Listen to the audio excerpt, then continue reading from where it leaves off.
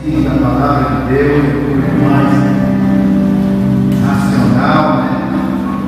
Na verdade, o apóstolo Paulo pediu para nós apresentarmos o culto racional a Deus.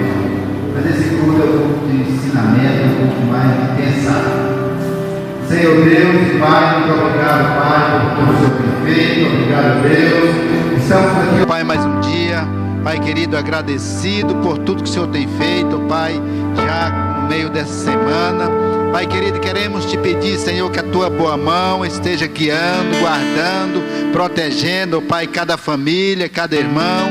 Pai querido, nesta noite, ó Pai, recebe o nosso culto, recebe a nossa adoração, ó Deus, e tenha liberdade, ó Pai.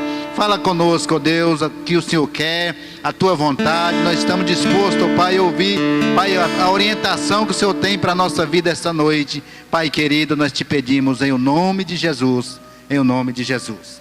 Poder sentar, a equipe de louvor.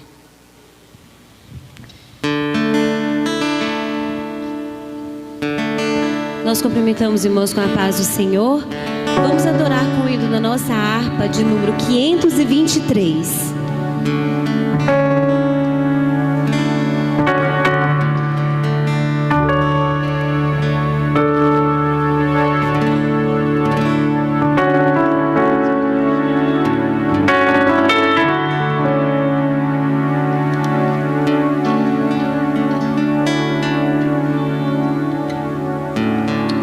Cristo nos deu a fonte escondida que qualquer sede pode estancar e cujas águas repletas de vida, sempre de graça nos hão de fartar.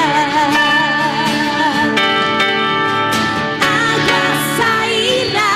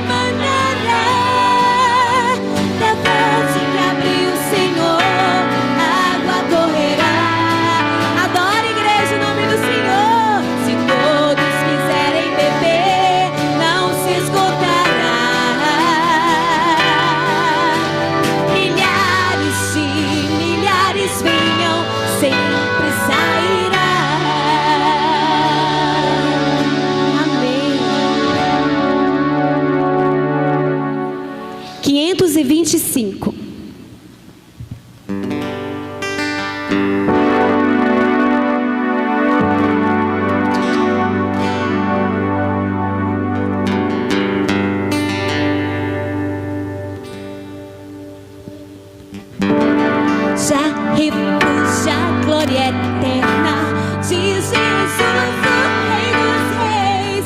Breves reinos deste mundo seguirão as suas leis, os sinais da sua vinda, mas mostram cada vez vencendo.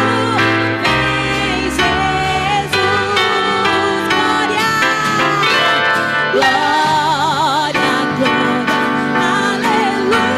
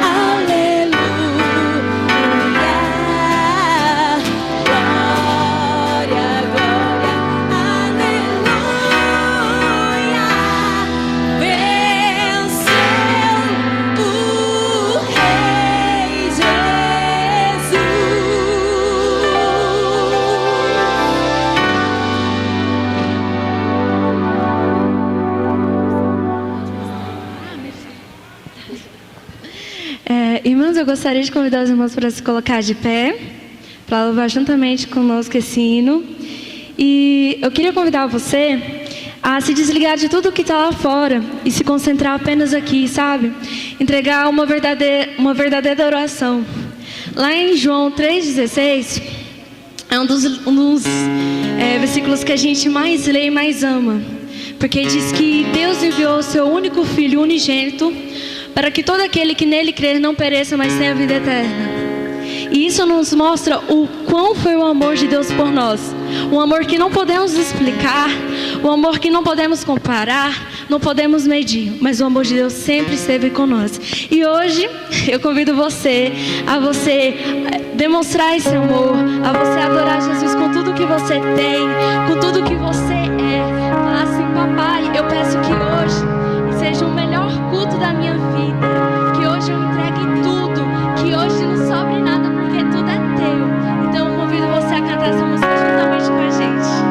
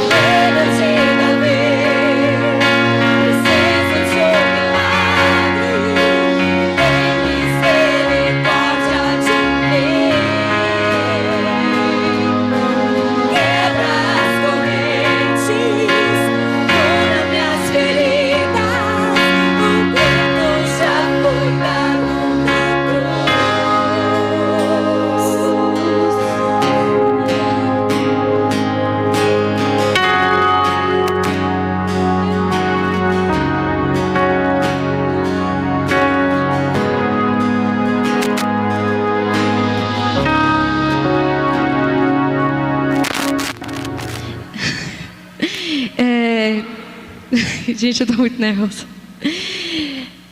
No meu coração, enquanto eu cantava esse hino, veio uma voz muito forte que falava assim: o que é adoração? Muitos falam que é cantar, muitos falam que é um estilo de vida, mas hoje eu te convido a se perguntar o que é adoração e o que é a sua adoração. Será que é a forma que você fala com Deus? Será que é o seu secreto? Será que é quando você faz coreografia, faz teatro, canta?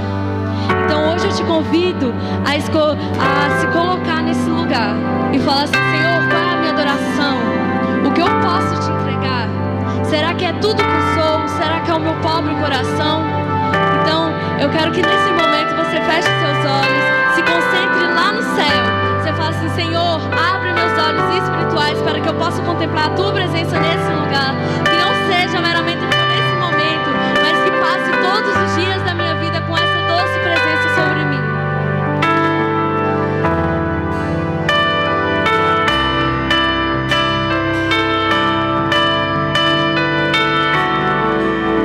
Nós estamos aqui tão sedentos de Ti. Vem, ó Deus, vem, ó Deus, enche este lugar. Meu desejo é sentir Teu poder, Teu poder.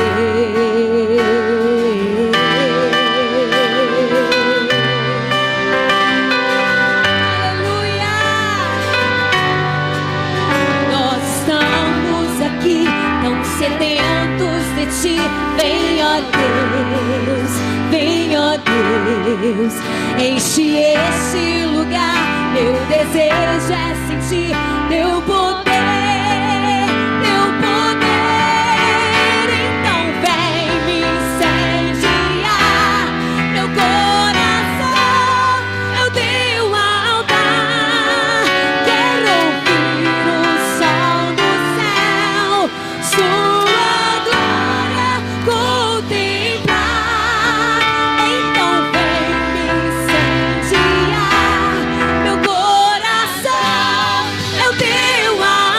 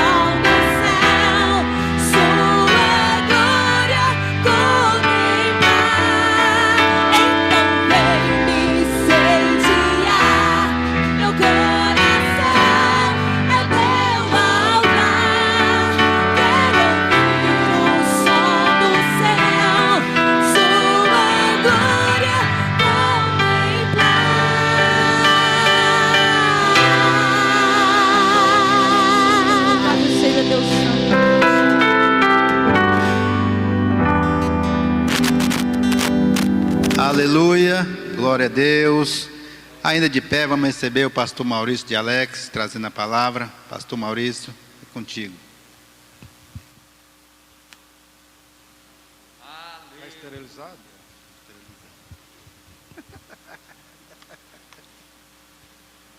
Graças a Deus. Meus irmãos, a bendita e gloriosa paz do Senhor Jesus Cristo a todos. Quem trouxe a Bíblia, por favor, abra no Novo Testamento, no Evangelho segundo escreveu João, capítulo 2, versículo 11.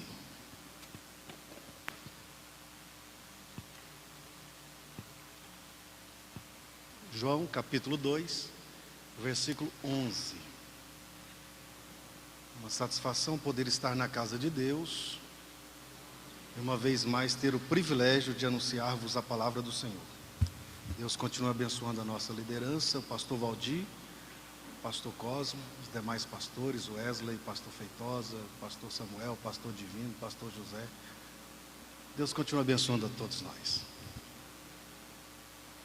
João capítulo 2, versículo 11. Acharam? Eu vou contar 3 e você vai fazer aquela bela leitura. Satisfação rever o Mateus com a sua tia. Deus continua abençoando. No 3, João, o Evangelho segundo escreveu João, capítulo 2, versículo 11. 1, 2, 3. Leiam.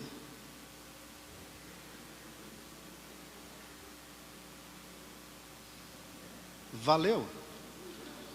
Hã? Que bom, então vamos lá. Evangelho segundo escreveu João, capítulo 2, versículo 11. Vamos lá, no 3. 1, 2, 3. Estes...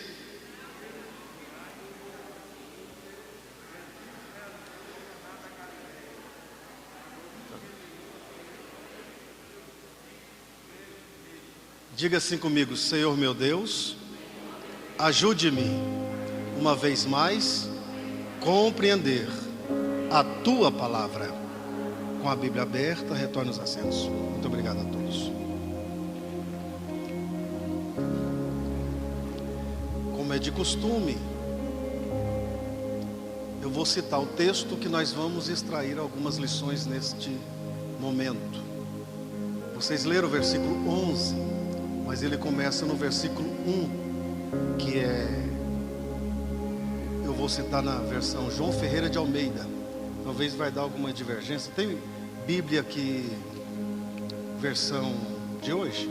Tem alguém que tem a Bíblia versão de hoje? Tem aí? Depois eu vou precisar que você leia um versículo aí para mim, tá bom? Mas na versão João Ferreira de Almeida, que é a King James, que eu vi aqui, é do senhor, não é? Que é a mais conhecida, está escrito assim a partir do versículo 1. Depois de 3 dias, fizeram-se umas bodas em Caná da Galileia, e a mãe de Jesus estava ali. Versículo 2. Foi convidado também Jesus e os seus discípulos para as bodas. Versículo 3. A sua mãe lhe disse assim que acabou o vinho. Acabou o vinho. Versículo 4. Jesus lhe disse: mulher, o que tenho eu contigo? Ainda não é chegada a minha hora.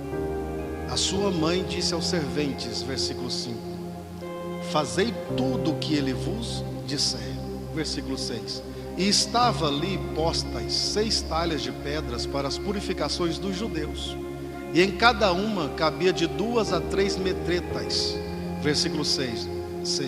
Jesus disse aos serventes: enchei de águas essas talhas. E encheram-as até em cima. Versículo 8.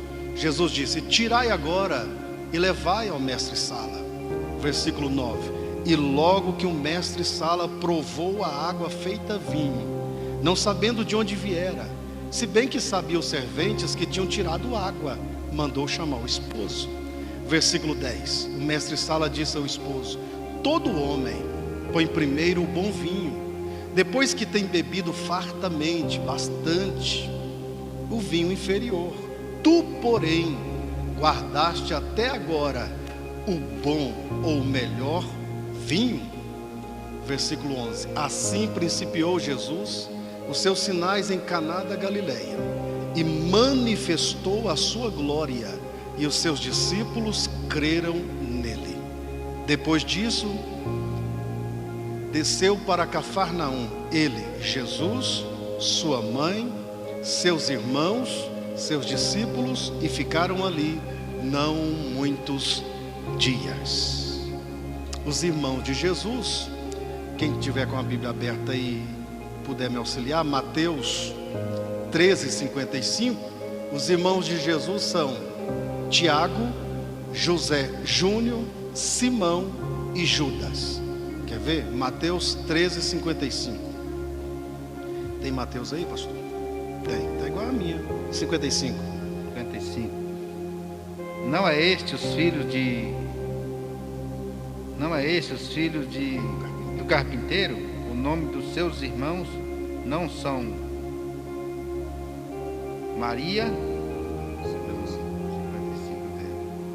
mãe do carpinteiro? Esse não é o 35, meu companheiro? 55. 13:55. Será que eu estou errado? Aqui tá. Não é este o filho do carpinteiro? E não se chama sua mãe Maria? E seus irmãos Tiago, José, Simão e Judas? Isso mesmo. É isso mesmo, né, pastor? O senhor me perdoa? Passa. Esses são os irmãos de Jesus que estavam com ele na festa. Festa esta de casamento. E nós sabemos que para entender a Bíblia e um texto sagrado semelhante a este, nós temos que usar a técnica da hermenêutica. A hermenêutica tem as bases sobre a linguagem literal, simbólica, figurativa e escatológica. Se nós não usarmos essas linguagens, essas ferramentas da hermenêutica, a gente fica assim meio distante do texto. Por exemplo, o texto começa assim: ao terceiro dia. Se você deixou a Bíblia aberta, na linguagem figurativa, terceiro dia é o que está no capítulo 2, versículo 19, que Jesus disse que destruiria o templo e em 3 dias o reconstruiria. E o capítulo 2, versículo 20, está escrito que os judeus então arrazoavam entre si: como pode um templo que levou 46 anos ser destruído e edificado em 3 dias? Versículo 21, Jesus falava da sua morte na sexta-feira e da sua ressurreição no domingo pela manhã. Então na figurativa está falando isso, o terceiro dia. Na linguagem simbólica está falando o que, por exemplo, o judeu tinha os dias da semana pautado, alicerçado nos dias da construção do mundo, quando Deus fez no primeiro, no segundo, no terceiro, no quarto, no sexto e no sétimo descansou. No primeiro dia Deus criou, e disse Deus, e viu Deus que era bom. No segundo dia Deus não criou nada, lá na criação Deus só fez separação entre as águas e não disse que era bom. No terceiro dia Deus criou e disse 2 vezes que era bom. No quarto dia, no quinto e no sexto, 1 vez, e no sétimo descansou. Então o terceiro dia, simbolicamente, está usando essa referência da criação do mundo, que os judeus usavam, para dizer que este era o terceiro dia, a terça-feira. Para o judeu, a segunda-feira era um dia que não era legal, porque Deus não disse que era bom nenhuma vez.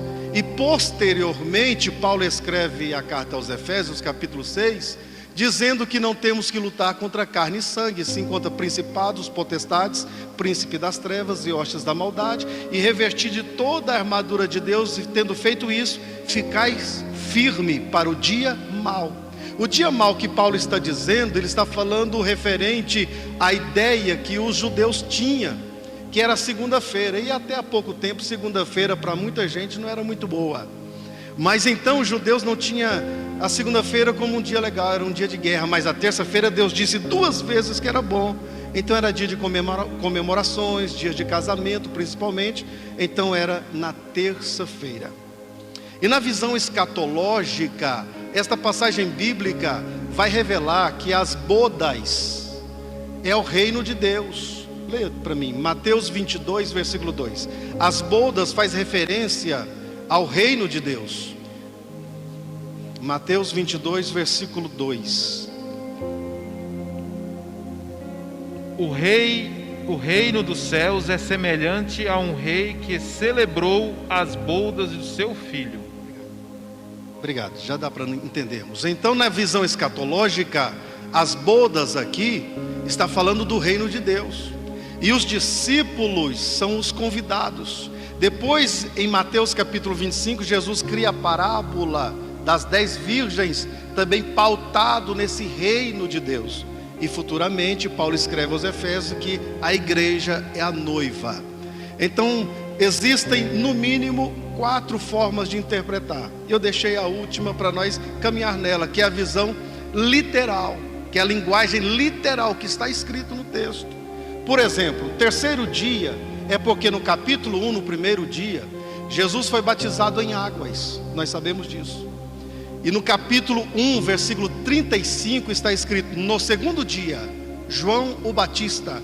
João Batista não era qualquer pessoa, era um influenciador com alta autoridade de Deus, um homem que nunca deu um beijo na boca, foi cheio do Espírito Santo desde o ventre.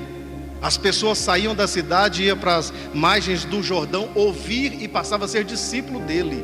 Tanta autoridade e graça que esse homem tinha. Então ele tinha discípulos, e no capítulo 1, versículo 35, no segundo dia, João Batista diz: eis aí, para os seus discípulos, eis aí o Cordeiro de Deus. E 2 dos seus discípulos, ouvindo isto, que é André e Filipe, foi de encontro a Jesus e disse: onde moras? E Jesus disse: vem e vê. Em outras palavras, vem ver. E eles foram. Passaram o dia com Jesus. À tarde, eles voltam para casa felizes, com as boas novas. Encontramos o Messias de quem João Batista pregava constantemente. Enfim, eles vão para casa. No terceiro dia, André vai encontrar com Jesus e leva o seu irmão, Simão. E quando André chega até Jesus com o Simão, Jesus olha para Simão e diz assim: eis aí o Simão Bar-Jonas, ou filho de Jonas. Tu serás chamado Cefas, que em aramaico quer dizer pedra, rocha. Você é volúvel, variável, é Simão, mas vai ser firme, rocha. Lá em Atos capítulo 2, na descida plena do Espírito Santo, Pedro toma a frente e se torna um homem firme, porque eu entendo que por mais bem intencionado que seja um ser humano e bom de palavra, se não for Espírito Santo, ele não tem firmeza. Quem firma o ser humano em Deus é o Espírito Santo. Pedro ficou tão firme que ele passa a ser escritor, escreve 2 epístolas. E na segunda epístola, capítulo 3, versículo 18, as últimas palavras de Pedro é: crescei na graça e no conhecimento de Jesus Cristo. E o outro discípulo, que é Filipe, tinha um amigo muito chegado, por nome de Natanael. Então Filipe disse para Natanael, assim como André disse para Simão: encontramos aquele de quem escreveu Moisés na lei, de quem profetizou os profetas, o Messias. E quando ele diz isso para Natanael, ele diz: ele é filho de José e mora em Nazaré. Natanael disse: pode porventura vir alguma coisa boa de Nazaré? Aí Filipe ficou sem palavras. Só restou para ele dizer o seguinte: vem e vê, porque tem horas que é melhor mostrar do que falar. Tem gente que fala muito e não mostra quase nada. Então vem e vê. Quando então traz Natanael até Jesus, Jesus olha para ele e diz assim: eis aí um israelita em quem não há dolo, mistura, israelita puro. Natanael disse para Jesus: de onde me conheces? Jesus disse: eu te vi debaixo da figueira. Natanael disse: eu vejo que tu és profeta. Por que é que Natanael entende que Jesus é profeta? Só porque Jesus disse: te vi debaixo da figueira. Porque Natanael e Jesus é mais ou menos da mesma idade. E quando Jesus nasce, houve um decreto por Herodes que haveria de matar todas as crianças. José recebe em sonhos a visita de um anjo dizendo: desce para o Egito. José e Maria e Jesus vão para o Egito. Porém, a mãe, os pais de Natanael não recebem a visita de nenhum anjo, não recebem nenhuma orientação, a ponto que na hora da matança, os soldados vêm, vão matando as crianças, uma coisa terrível, num instinto paterno e materno, eles pegam Natanael e colocam na figueira. Tem uns que dizem que foi entre as folhas, tem outros que dizem que foi em uma cavidade, escondeu. Os soldados passaram, mataram todas as crianças e Natanael escapou. Os pais tiraram Natanael de lá, e isso, segredo de família. Aproximadamente 28 a 30 anos, ninguém fala nada, segredo de família. Mas quando Natanael chega diante de Jesus, porque com Jesus não tem segredo, não tem nada oculto. Jesus disse: eu te vi debaixo da figueira. Natanael disse: eu vejo que tu és profeta. Jesus disse: por que eu disse eu te vi debaixo da figueira? Você diz que eu sou profeta? Você verá os céus abertos e os anjos de Deus subindo e descendo sobre o Filho do Homem. Jesus estava dizendo para Natanael: isso aqui não é nada, você vai ver coisas andando comigo transcendentes. Esse foi o terceiro dia desse encontro que eu repliquei para vocês aqui. E eu gostaria que alguém abrisse a Bíblia em João capítulo 21, último capítulo, versículo 2, para nós vermos o que é que vai, de onde era Natanael. João capítulo 21, versículo 2. O senhor lê para mim, por favor? Estava junto Simão, Pedro, Tomé, chamado de Dimas, e Natanael de Caná da Galileia. Natanael de onde? Caná da Galileia. Obrigado. Natanael, que era de Caná da Galileia. Natanael disse: pode porventura vir alguma coisa boa de Nazaré? Aí Jesus disse: aí não. Você está duvidando da região? Aí Jesus vai começar o milagre aonde? Aonde Natanael, o pastor Cosme leu, Natanael de Caná da Galileia. Você está duvidando de onde eu moro? Eu vou começar os sinais aonde você mora. Natanael jamais esperava uma coisa dessa. E Jesus é sempre assim. Ele sempre opera numa outra esfera, numa outra dimensão, aonde nós menos esperamos. Então, no terceiro dia, fizeram umas bodas. Está no plural porque são vários dias. O judeu comemora o casamento pautado nos 7 dias da criação, que no 7º o Senhor descansou. Então era um casamento judaico, dura 7 dias. E isso, se a pessoa tiver um pouco mais de grana, durava 14 até 21 dias. Porque esses dias de casamento mostrava toda a força de um casamento perpétuo aqui na terra. Enfim, no primeiro dia o casamento judaico era mais ou menos assim. O noivo, quando ia noivar com a mulher, com a sua noiva, chamava-se de desposar-se com ela. Ele enviava um amigo, ele nem via.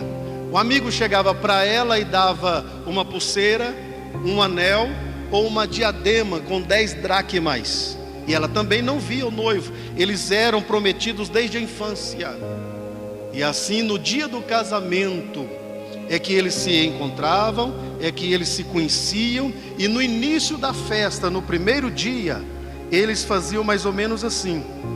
Eles pegavam uma taça de vinho e na frente de todos, publicamente, eles cruzavam os braços e cada um tomava a sua taça, ok? E parava por aí. No segundo dia, a noiva dava uma volta no noivo. No segundo dia, no terceiro, no quarto, no quinto, no sexto. No 7º dia, eles cruzavam as mãos de novo, do mesmo jeito. Lá não tinha aliança, que é na nossa cultura. Cruzavam as mãos e tomavam as taças de vinho e quebrava, como que dizendo: agora nós somos uma só carne. É a cultura deste casamento, dura 7 dias. E está escrito que a mãe de Jesus estava lá. Eu acho interessante que no Evangelho segundo escreveu João, ele não fala o nome de Maria. Jesus não chama a mãe de mãe. E João também não escreve o seu nome no livro. Quando ele vai falar dele, ele diz: o discípulo aquele a quem o Senhor amava. Não é que Jesus não amava os demais, é que ele se sentia amado.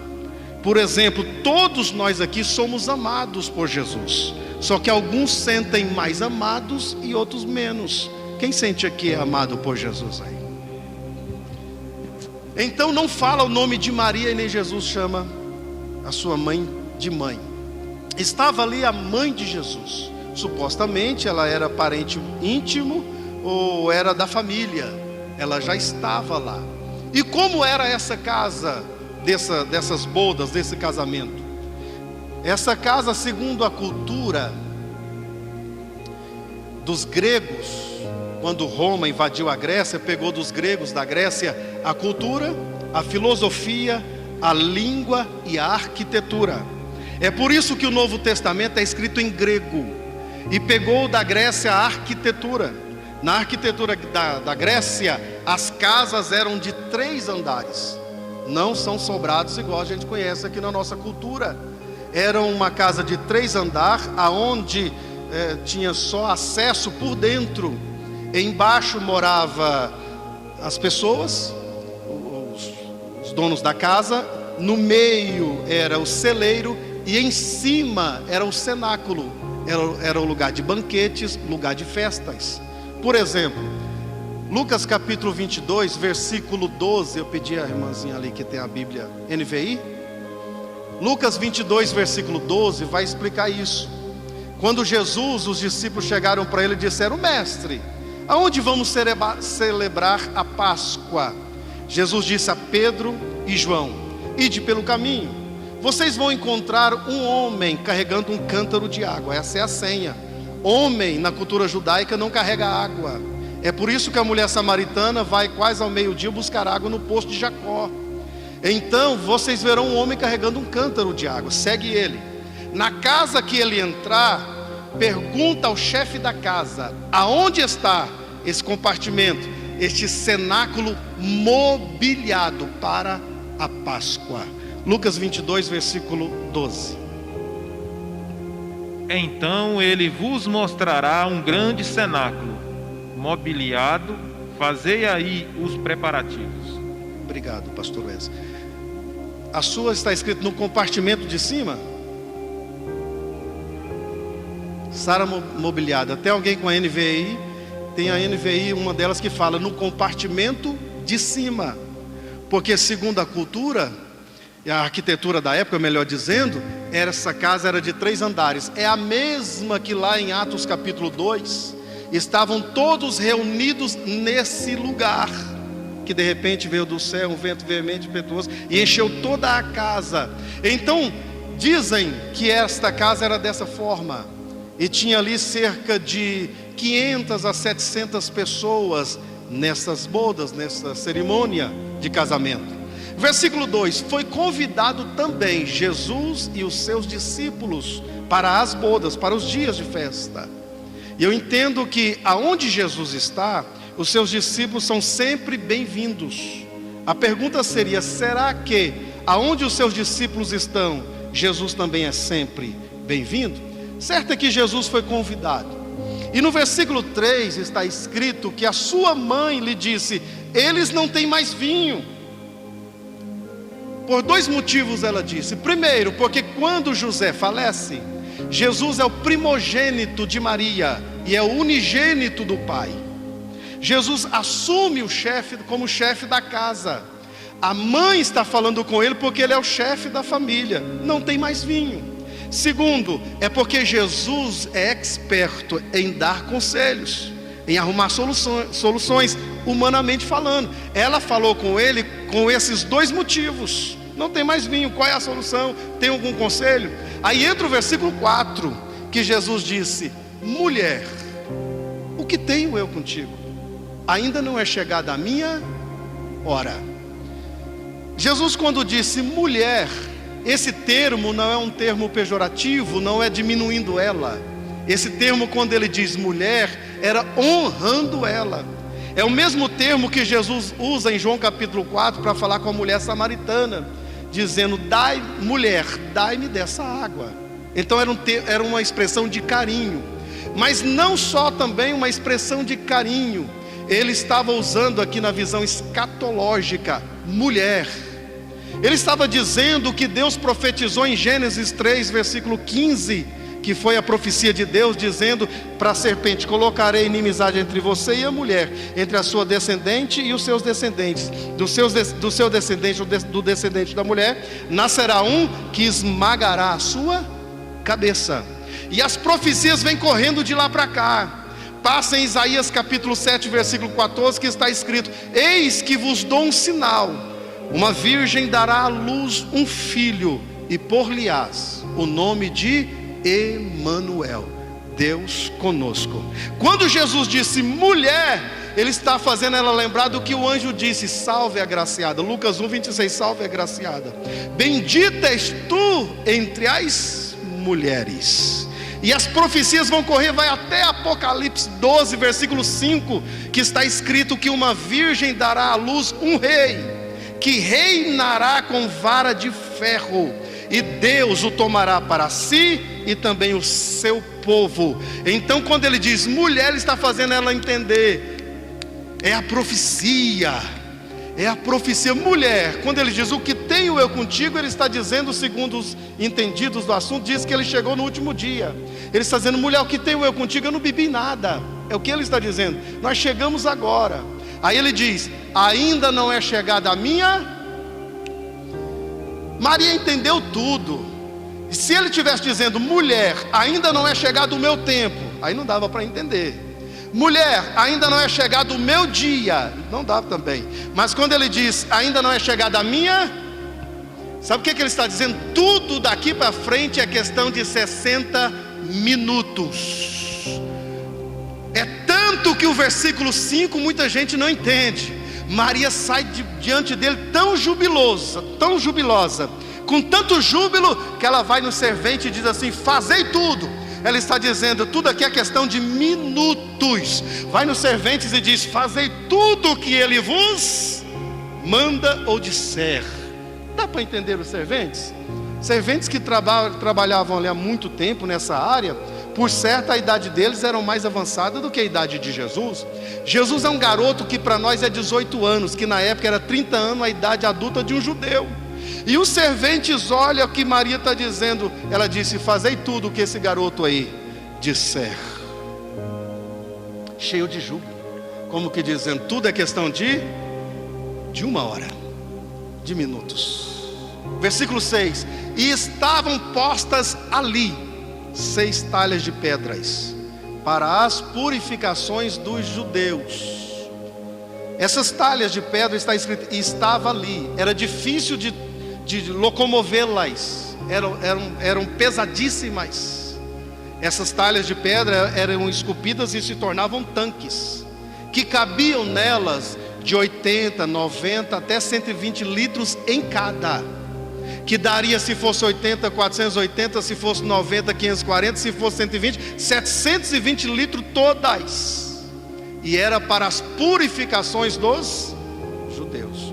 Quer ver uma coisa boa? Nem existia Covid. Abre aí para me auxiliar, Marcos 7. Nem existia Covid, mas tem uma coisa que os judeus naquela época faziam, que a gente está fazendo muito bem nesses 2 anos. Quer ver? Marcos 7, versículo 3. Isso. Trocou de Bíblia? Vai. Na sua Bíblia. Porque os fariseus e todos os judeus não comem sem lavar suas mãos muitas vezes. Obrigado. Segundo a tradição, eles não comem sem antes lavar as mãos muitas vezes. Isso é uma coisa que a gente aprendeu bem de 2 anos para cá, e a gente tem que manter essa tradição aí. Certo é que quando diz que era para a tradição dos judeus, é que entende que essa casa era de uma família de linhagem sacerdotal. Por isso que essas talhas estavam postas ali, e cabia-se tanto de água nas talhas. Versículo 7. Jesus disse aos serventes, isso entende que ele reúne eles e levam até as talhas. Eram 6 talhas lá embaixo. Quando Jesus chega até as talhas, Jesus disse para eles: enchei de água estas talhas. E encheram-as até em cima. Se tem uma coisa que tinha muito em Caná, é água. Carfacaná, ou Caná, significa junto aos juncos. o que mais tinha ali era água. O que eu aprendo é que Jesus nunca irá pedir aquilo que nós não podemos fazer. Os serventes estão obedecendo em tempo de crise. E eu aprendo que tempo de crise é para nós melhorar a nossa obediência.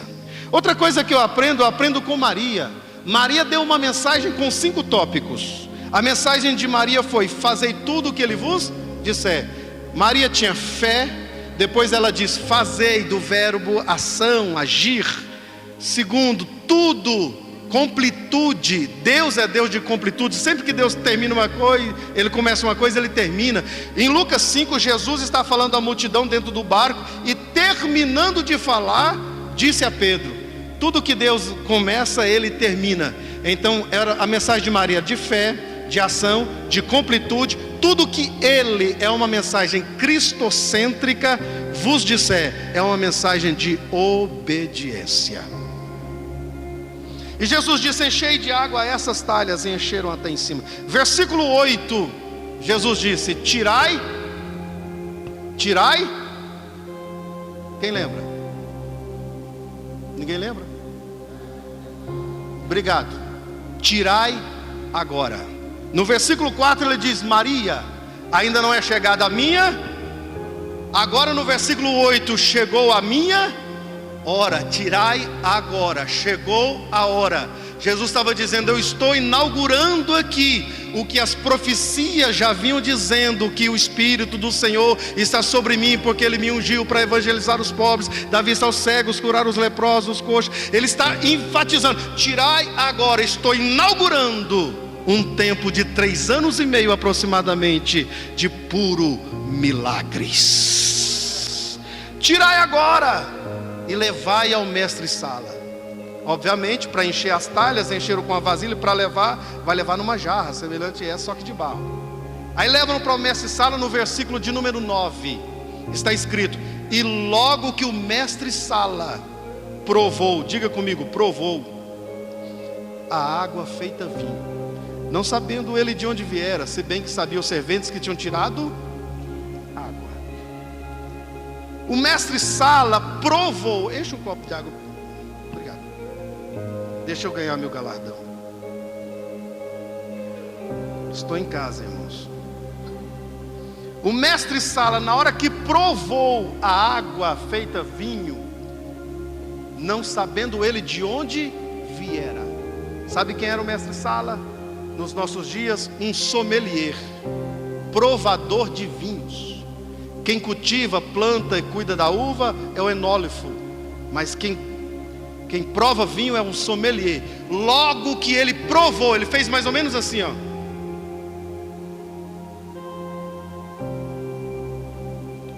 Ele está acostumado a fazer isso e dizer: essa uva é tal, tem muita acidez, está encorpado, está ralo. Ele está acostumado a fazer isso aqui, ó, fazer isso aqui e dizer assim, ó: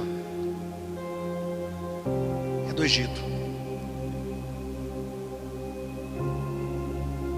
Não, esse aqui é de Roma.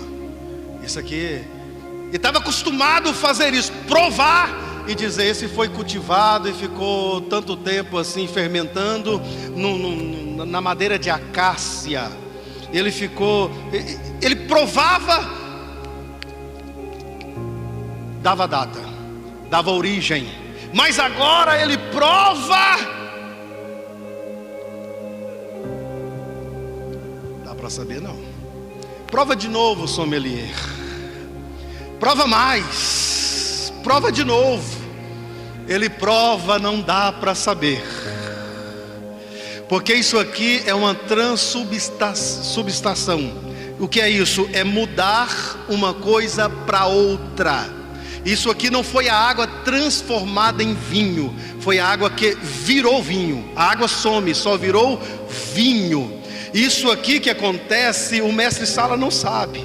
Os serventes sabiam que tinham tirado água. Os serventes também não sabem, está acostumado com o negócio, mas ninguém sabe.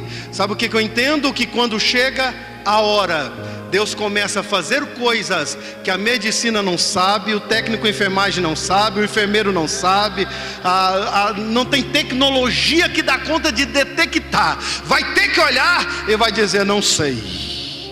Parece muito com, mas não sei. É semelhante, mas não sei. Eu uso a autoridade para dizer que está chegando um tempo de coisas que ninguém vai saber, mas você vai saber, e vai saber da glória ao Senhor. Provou, versículo 9, não sabendo de onde vier, mandou chamar o esposo. Aí entra o versículo 10. Quando o esposo entra, ele disse: todo homem, sabe o que ele está dizendo? Isso aqui é meu ramo. Eu sou um organizador de festas. Todo homem, eu já fiz muitas. Todo homem, já fiz muitas festas.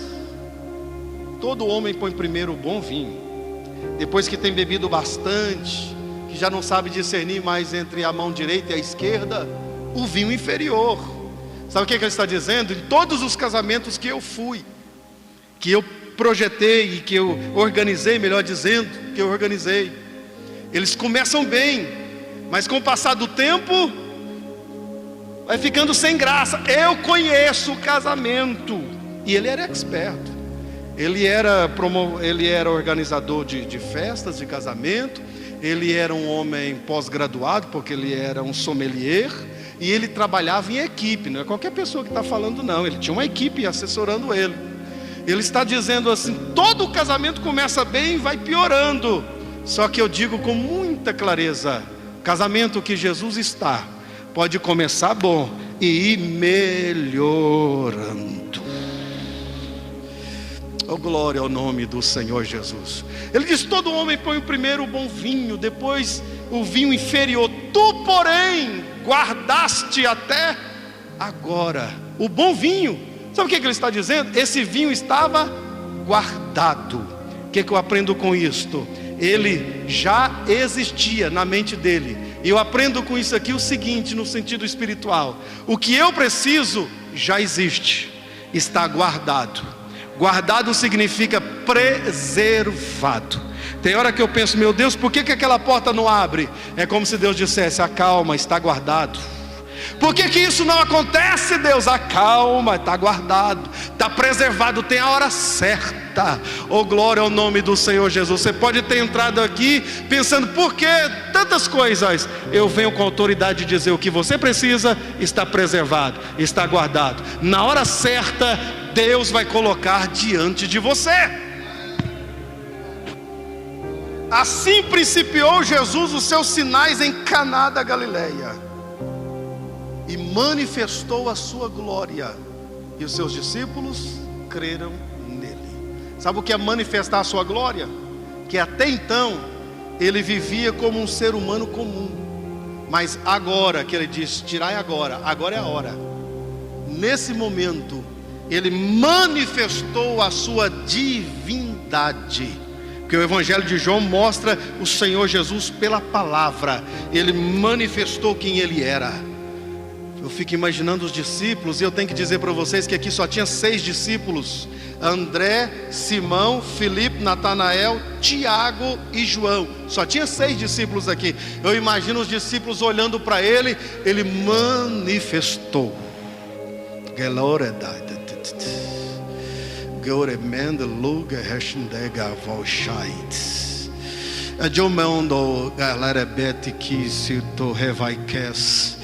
Eu já tive o privilégio de estar perto de homens de Deus, de ser humano, dele ter tanta presença, de eu sentir, olhando para ele, passar perto de mim, eu senti.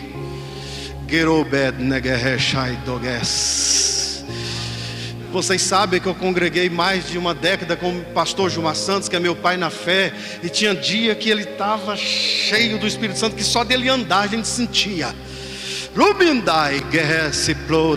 Eu fico imaginando os discípulos olhando para Jesus e dele emanando graça, emanando glória.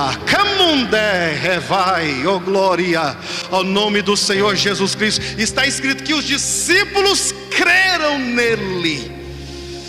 Oh, glória ao nome do Senhor Jesus. Ensina-se então que os discípulos chegaram com um nível de fé e saíram com uma fé elevadíssima. Quero acreditar que é do jeito que nós vamos sair daqui hoje, com a nossa fé elevada. Por causa de quê? Por causa do irmão Maurício? Não, por causa da glória manifestada. Eu aprendo também que água não tem cor, não tem cheiro e não tem sabor. O nosso corpo é 70% de água. O primeiro milagre que Deus fez por intermédio de Moisés em Êxodo 7 foi transformar a água em sangue. E aqui Jesus está fazendo a água feita vinho. A expressão da João Ferreira de Almeida é feita, não é transformada. Feita, sai uma coisa e entra outra.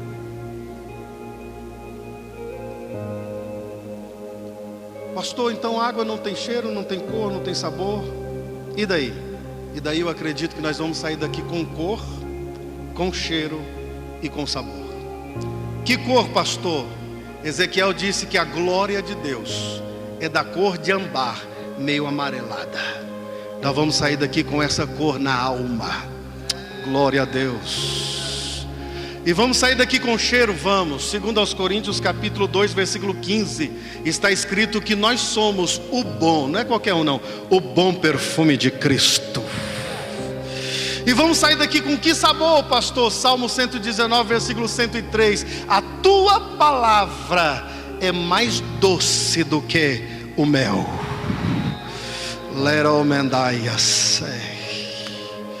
No capítulo 1 de João, Jesus é batizado nas águas do Jordão. No capítulo 2, a água é feita vinho. No capítulo 3, Jesus disse para Nicodemos: tem que nascer da água e do Espírito. No capítulo 4 de João, Jesus disse para a mulher samaritana: qualquer que beber dessa água tornará a ter sede, mas aquele que beber da água que eu lhe der, se fará nele um rio a jorrar para a vida eterna.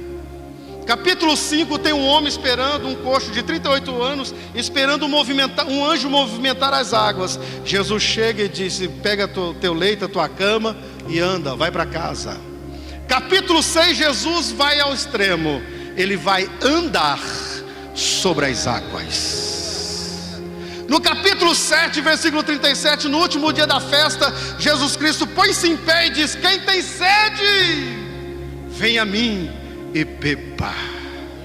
Capítulo 8, uma mulher pegada num ato de adultério leva até Jesus. Jesus está às margens da água, escrevendo, e absorve ela. Capítulo 9, tem um cego de nascença. Jesus faz lodo, coloca nos seus olhos e diz: lava-te no tanque de Siloé. Capítulo 10, Jesus é o bom pastor, aquele que dá vida pelas suas ovelhas. E no Salmo 23, o salmista diz que o Senhor me conduz a águas tranquilas. Capítulo 11, versículo 35, Jesus vai mais do que isso. Ele vai mostrar cloreto de sódio. Jesus chorou. Capítulo 12, uma mulher lava os pés de Cristo e enxuga com as lágrimas. Capítulo 13, Jesus vai lavar os pés dos discípulos. Quando chega em Pedro, Pedro disse: o Senhor não vai me lavar não. Jesus disse: Pedro, se eu não te lavar, você não terá parte comigo. Ah não, se é para ter parte com o Senhor, não lava a sua cabeça, não lava só os pés, lava também a cabeça e as mãos. Jesus disse: Pedro, não precisa, vós já estáis limpo pela minha palavra. Versículo 14, Jesus disse: não se turbe os vossos corações, credes em Deus, credes também em mim. Na casa de meu pai tem muitas moradas. Ele fala do céu. Em Apocalipse 22, versículo 1 está escrito que no céu há um rio de águas cristalinas. Capítulo 15, Jesus é a figueira, e figueira não produz fruto se não tiver água. Capítulo 16, ele fala da promessa do Espírito Santo, que ele aparece desde o início, movimentando as águas. Capítulo 19, Jesus está no meio de dois malfeitores, e ele é transpassado, sai água e sangue. Capítulo 21, Jesus aparece na beira da praia, depois de estar com o corpo ressurreto. Os discípulos passaram a noite pescando, não pegaram nada. Jesus chega na beira da praia e grita mais ou menos assim: ei, tem alguma coisa de comer? Eles gritam de lá: não. Jesus diz: lance a rede à direita do barco e achareis. Lançaram a rede e mal podiam arrastar de 153 grandes peixes. Então Pedro pula nas águas e vai ao encontro de Jesus. Quando chega lá, Jesus já tem pão e peixe assado. Glória a Deus. Lá em Miqueias capítulo 7 versículo 19 está escrito que o Senhor lançou os nossos pecados no mar do esquecimento. Parece que eu vejo Satanás vindo e dizendo: deixa eu ver, Maurício, 1980 pescando lá no mar do esquecimento, não tem nada. 1990 não tem nada. 2000, Maurício, não tem nada. 2010 nada. 2020 nada. 2021, vai Satanás pescar no mar do esquecimento, ele já lavou os meus pecados. Eu sinto uma graça da palavra, que é a água que lavra, que regenera sobre a nossa vida. Por que é que Jesus fez esse milagre? Para a festa não acabar. Dizem os historiadores que essa festa durou mais 5 dias. Eu fico imaginando, por isso que o versículo 12 está escrito: depois disso, do milagre, desceu para Cafarnaum ele, Jesus, sua mãe, seus irmãos, seus discípulos, e ficaram ali não muitos dias. Depois disso o quê? Depois do milagre, fez o milagre, foi para casa. De repente eu fico imaginando as pessoas lá: que vinho bom, que coisa boa. Mas não ia acabar hoje? Era para acabar? Era, disseste bem, era para acabar. E esse vinho não tem explicação, mas que vinho bom, que coisa alegre. O que era para acabar continuou. E o profissional que, se a festa faltasse vinho, ele não teria mais emprego, ninguém contrataria ele, o sommelier, o mestre sala. Mas Jesus fez um milagre e a sua família vai ter sustento, os seus servos, os seus auxiliares vai ter sustento, a sua profissão vai continuar. E os discípulos entram numa nova dimensão de vida. E eu vou orar com você. Se os músicos puderem vir, glória a Deus.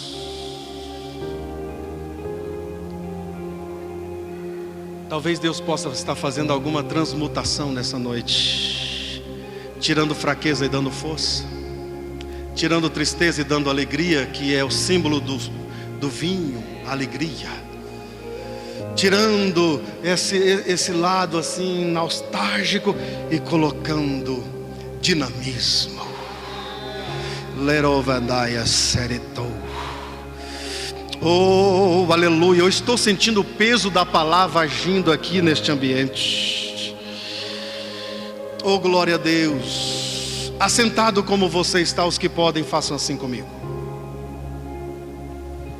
Diga assim comigo: Senhor Jesus, o Senhor manifestou a sua glória naquele casamento.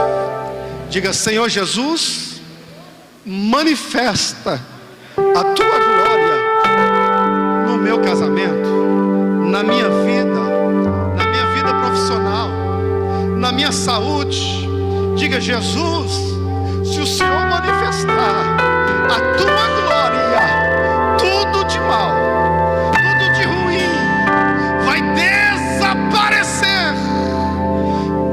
Dá um abraço assim no Espírito Santo pela fé. Agora conversa com o Espírito Santo do seu jeito. Aleluia. Oh, aleluia. Espírito Santo, corrobora, Senhor, esta mensagem, esta palavra. Traga luz e direção a alguém que precisa agora. Traga uma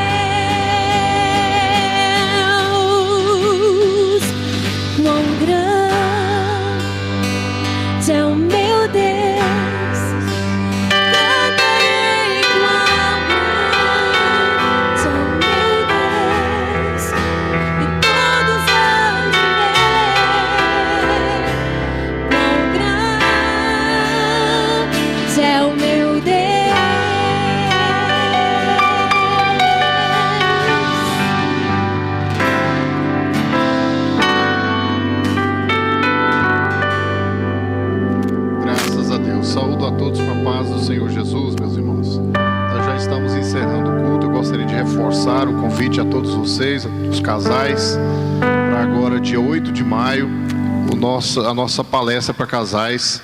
E os casais estão convidados para estarem aqui conosco. Amém?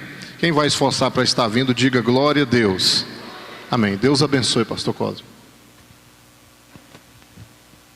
Irmãos, muito bom, pastor Maurício, sempre que ministra, deixa a gente empolgado, querendo ouvir mais.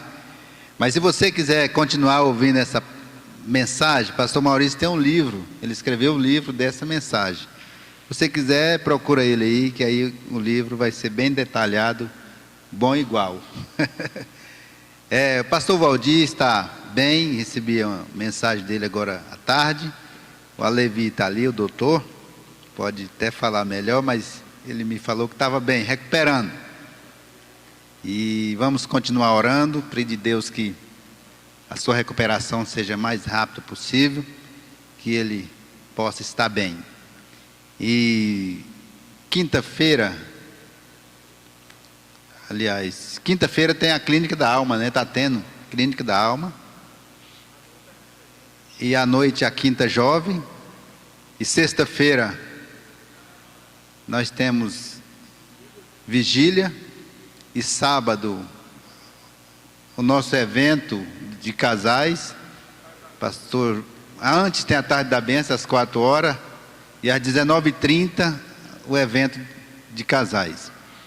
E eu gostaria de pedir os casais que fazem parte do departamento, né, pastor Feitosa?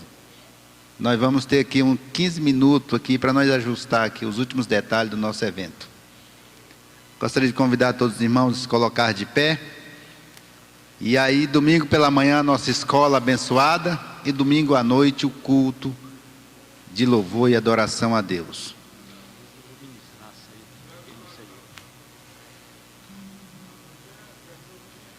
À noite?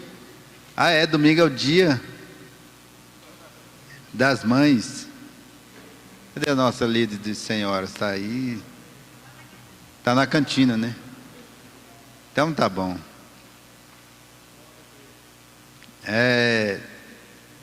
Irmãos,